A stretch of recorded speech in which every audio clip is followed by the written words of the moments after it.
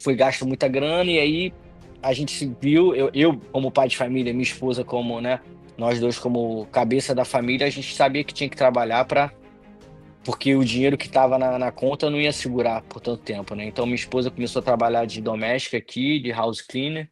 Eu começo a fazer entrega de Uber no tempo que eu não tô treinando. Fala galera, beleza? Meu nome é Luiz Antônio Cardoso e sejam bem-vindos ao Super Lutas. Você sabia que o único campeão brasileiro no UFC atualmente chegou muito perto de deixar tudo para trás na época da pandemia? Pois é, no vídeo de hoje a gente vai conhecer a história do Alexandre Pantoja, uma história muito inspiradora com depoimentos exclusivos não só dele, mas também de seu principal treinador, o Marcos da Mata Parrumpinha. Então pessoal, por favor já deixem o like nesse vídeo e vão se inscrevendo no canal. A gente conseguiu trazer duas grandes figuras do MMA com exclusividade aqui para vocês, e a forma como vocês mostram essa gratidão e ajudam o nosso trabalho é clicando em gostei e hypando o vídeo se estiverem pelo celular. Inclusive as entrevistas completas estão aqui no canal do Super Lutas, mas como vídeos exclusivos para membros. Se vocês quiserem ajudar o Super Lutas ainda mais, dá uma conferida porque vale muito a pena. Mas agora chega de conversa, vamos pro vídeo. Alexandre Pantoja nasceu no Rio de Janeiro em 1990 e a sua entrada no mundo das lutas foi um pouco diferente da maioria dos atletas.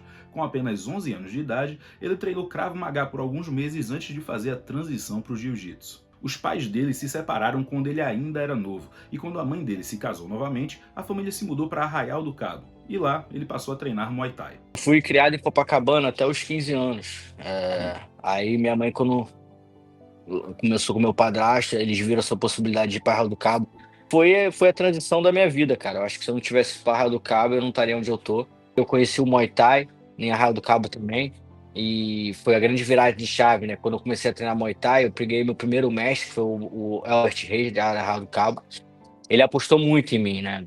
Sem esse cara eu não teria chegado aqui, porque ele me incentivou muito, cuidou de mim, fazia comida para mim. Naquela época, eu comecei a estudar de tarde para poder treinar de manhã e de noite. Então eu já meio que treinava igual um profissional aos 16 anos. A transição para o MMA aconteceu naturalmente e ele fez a estreia no esporte em 2007, e aos poucos foi chamando a atenção no cenário da época. Em 2014, ele se tornou campeão de um evento no exterior chamado RFA, e esse cinturão ajudou muito ele quando chegou a hora de ir para o UFC. Também foi nessa época, no ano anterior na verdade, que ele conheceu a sua futura esposa, a Gabriela. O casal tem 2 filhos e, como vocês vão ficar sabendo daqui a pouco, eles passaram por muitas coisas juntos. A chegada do Pantoja no universo do UFC aconteceu através do The Ultimate Fighter. Ele participou da 24ª temporada do programa com outros campeões dos moscas de outros eventos, e o vencedor conquistaria a oportunidade de lutar pelo cinturão contra o lendário Demetrius Johnson. Esses participantes do TUF foram organizados num ranking dentro da casa, e o brasileiro acabou ficando na primeira posição por conta do cartel e do título do RFA. Outros nomes que ficariam muito conhecidos no UFC também participaram do reality show, como por exemplo o Brandon Moreno, que foi o primeiro adversário do Pantoja dentro da casa. Ele venceu do mexicano com o Mata-Leão e avançou às quartas de finais para enfrentar um outro nome muito relevante para a categoria até hoje, o Kai Kara-France. Ele também venceu do neozelandês e naquele momento parecia que ele seria o próximo desafiante ao título. No entanto, ele acabou controlado pelo japonês Hiromasa Ugikubo nas semifinais e teve que deixar o sonho do cinturão de lado, pelo menos por enquanto. Depois do TUF, ele assinou com o Ultimate e fez a estreia no início de 2017, com a vitória contra o Eric Shelton. Ele venceu a luta seguinte, mas em sua terceira apresentação acabou superado pelo Dustin Ortiz no UFC 220. No entanto, apesar da derrota, foi nesse momento que o caminho dele e do Parrumpinha se cruzaram pela primeira vez. Então eu tava meio que perdido, assim, sem uma equipe definida, né? A Nova União sempre me tratou bem, o Dedé também. Só que eu não tinha um head coach, eu não tinha uma orientação. Então eu vi o Parrupinha lá no evento que eu fui e falei que eu queria muito participar da America Top Team, né? Sempre ouvi falar. E, cara, foi uma das escolhas mais bem feitas que eu fiz na minha vida. Eu e Parrupinha, a gente tem muitas coisas em comum, nós dois viemos de Copacabana, a gente fala a mesma língua do Rio de Janeiro. E o Parrupinha tem essa vontade de querer que o atleta dele seja campeão, né? Às vezes mais que o próprio atleta, né?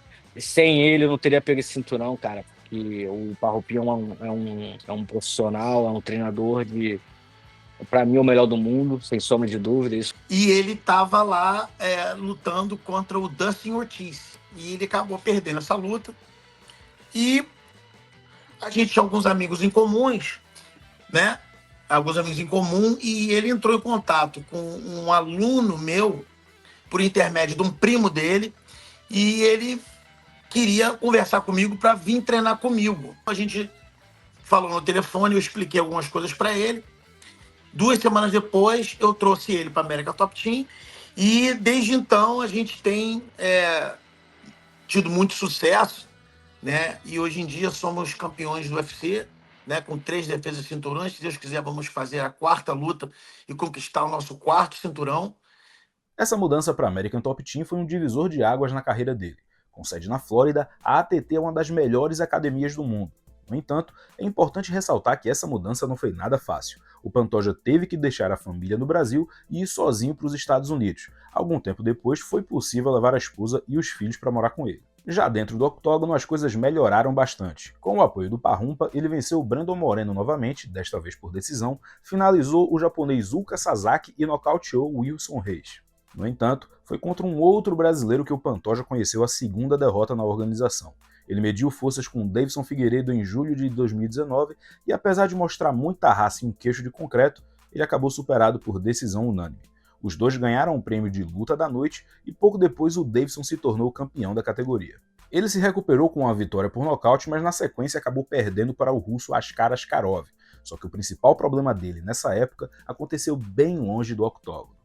Como todos vocês com certeza lembram muito bem, no início de 2020 o mundo mudou completamente por conta da pandemia da Covid-19, e isso também afetou o Pantoja. A família dele teve que retornar ao Brasil nesse tempo, e por mais que o UFC tenha ficado pouco tempo inativo, ele teve que se virar para conseguir se manter. Quando eu venho para cá, para Flórida, e aí eu trago minha família, e aí eu consigo trazer eles para cá a primeira vez, e aí começou a pandemia, e aí os eventos do UFC não tinha evento mais nada, eu vou lutar em Abu Dhabi e eu perco, e o dinheiro curto, né, o pai de família criando meus filhos com a minha esposa, e aí eu tenho que falar pra minha esposa voltar pro Brasil, porque o dinheiro tava muito curto. E quando eu luto contra o Manel Cap, eu ganho dele, e aí eu vejo a oportunidade de trazer minha família de volta para os Estados Unidos, eu vejo a oportunidade de comprar o meu primeiro apartamento aqui, foi gasto muita grana, e aí a gente se viu, eu como pai de família, minha esposa como, né, nós dois como cabeça da família, a gente sabia que tinha que trabalhar porque o dinheiro que estava na conta não ia segurar por tanto tempo, né? Então minha esposa começou a trabalhar de doméstica aqui, de house cleaner, eu começo a fazer entrega de Uber no tempo que eu não estou treinando. Acho que tudo que aconteceu foi um amadurecimento muito bom, tanto para mim, quanto para ela, quanto para os nossos filhos, que viram tudo isso de perto. A gente fala muito isso para eles. Sabe, eu tô vendo que a maior coisa que eu tenho, eu e minha esposa, é de criar nossos filhos, sabe? A gente é o principal da nossa vida, né?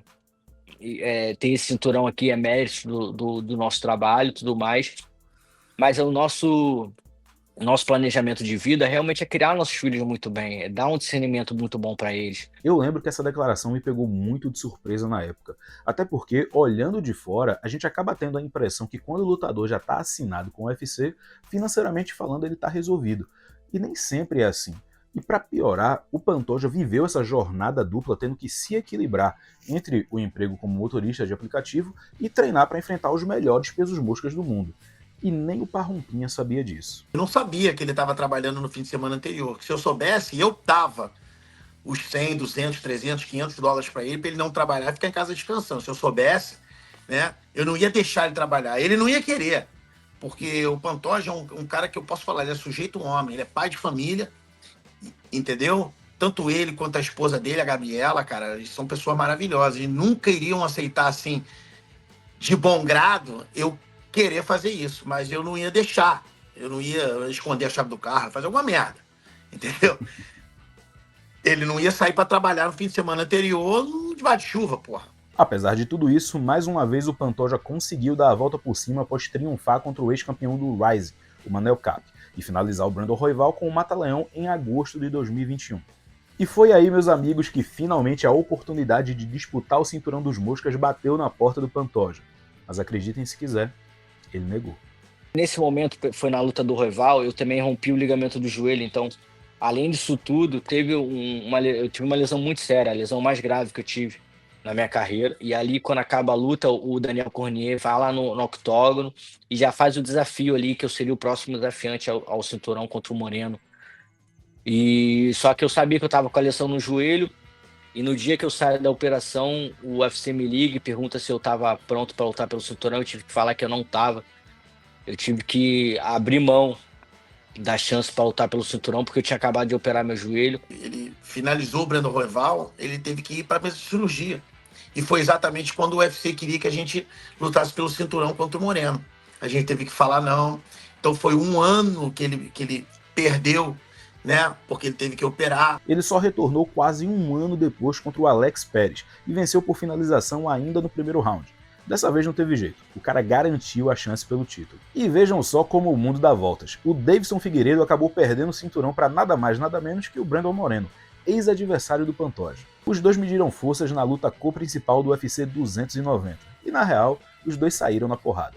Foram 25 minutos intensos e o resultado foi decidido pelos jurados, que deram a vitória por decisão dividida para Alexandre Pantoja. Então, no momento que eu tava lutando com o Moreno ali, passava um filme a todo momento na minha cabeça, e eu conseguia ver esse filme dentro do meu corpo, eu conseguia ver o que estava acontecendo.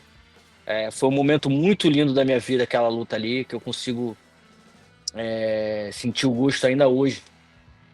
E aí eu venço, cara, venço com muita luta, porque tudo que eu fiz na minha vida foi para chegar naquele momento e vencer esse cinturão.